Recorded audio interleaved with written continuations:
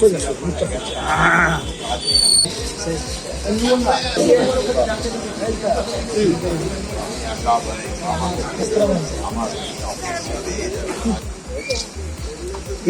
পাঠাচ্ছেন চালকের সামনে একটা অন্য চিন্তা ভাবনা ছিল আপনার প্রথম থেকে নির্বাচনের তৎকালীন যখন প্রচারে গেছেন প্রচারে বেরিয়েছেন এমনকি জল লাগে আর পরে দেখুন, আমি শুধু ইলেকশন লড়তে এসেছি বলে আমি শিবের কথা বলছি তাই নয়। আমার যদি আপনি আমার সোশ্যাল মিডিয়া ট্র্যাক করেন তাহলে দেখতে পাবেন যে আমি সোশ্যাল মিডিয়াতে যবে থেকে অ্যাক্টিভ, আমি সাংবাদিক হিসাবে যবে থেকে এসেছি বা তার আগেও কিছু ছবি দেখলে বা কিছু ভিডিও দেখলে আপনি বুঝতে পারবেন এবং আমার আর লাইফস্টাইল দেখলেও আপনি বুঝতে পারবেন। এটা শুধু ভোট কেন্দ্রিক বা ভোটে আমি বিধায়ক হয়েছি বলে তারকেশ্বর নিয়ে ভাবো তা নয়।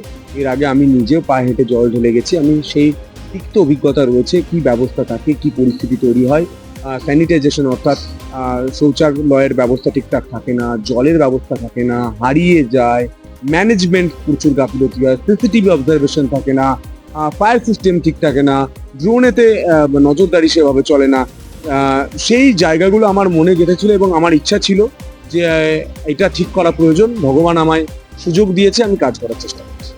পেয়ে গেছেন এবং তার আগে আমি একটা পরিকল্পনা ওনাকে বলেছিলাম যে শ্রাবণী মেলাটা আমরা এবারে বড় করা উচিত এবং বড় করা আর আমরা মনোভাব রয়েছে, ইচ্ছা রয়েছে। উনি বলেছেন তথাস্তু, উনি বলেছেন বড় করে হবে এবং ডিএমকে তিনি নির্দেশ দিয়েছিলেন যে আমাদের সঙ্গে সবার সঙ্গে বসার জন্য। আমরা বিধায়করা এসেছিলাম, আমি এটা তৈরি করে এনেছিলাম সাজেশন দেওয়ার জন্য। সিএম এর হাতেও আমি দিয়েছি, ডিএম এর হাতেও দিয়েছি। শ্রাবণী মেলা তারকেশ্বরে কি কি আমরা করতে পারি, ড্রপ পয়েন্ট কোথায় হবে, কিভাবে সাধু সন্তরা আসবেন, কোথায় যারা জল যাত্রীরা আসছেন তারা কোথায় আসবেন, 22 কিলোমিটারে কি থাকবে, 12 কিলোমিটার যেটা সিটি স্থান সেখানে তারকেশ্বরে কি কি করা যায় এবং তার সঙ্গে সঙ্গে এক্সিট পয়েন্ট কি হতে পারে, রেস্ট সেন্টার কি হতে পারে। এবং শুধু শ্রাবণী মেলাতে আমরা দেখি যে এখান থেকে জল নিয়ে যাওয়া হয়, অনেকটা রাস্তা হাঁটা হয় এবং এবং অনেকটা রাস্তা হাঁটা হয়, তারপর জল ঢেলে যারা শিব ভক্তরা রয়েছেন তারা বাড়ি চলে যান।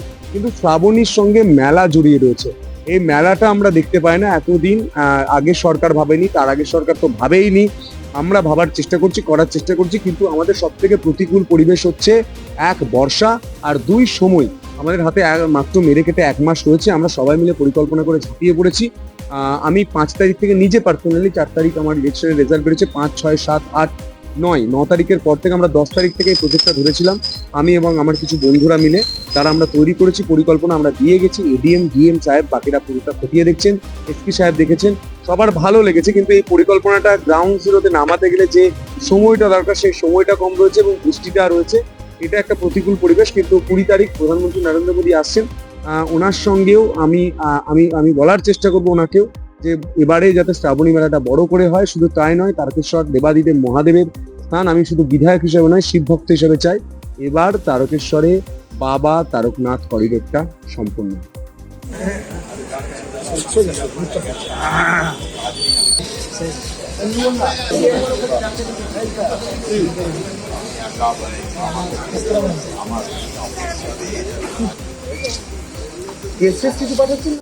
আমাদের ভিডিও ভালো লাগলে লাইক এবং শেয়ার করুন। কমেন্ট সেকশনে গিয়ে জানান আপনাদের মতামত। আরও ভিডিও পেতে আমাদের চ্যানেল সাবস্ক্রাইব করুন এবং প্রতি মুহূর্তে খবরের আপডেট পেতে প্রেস করুন বেল আইকন।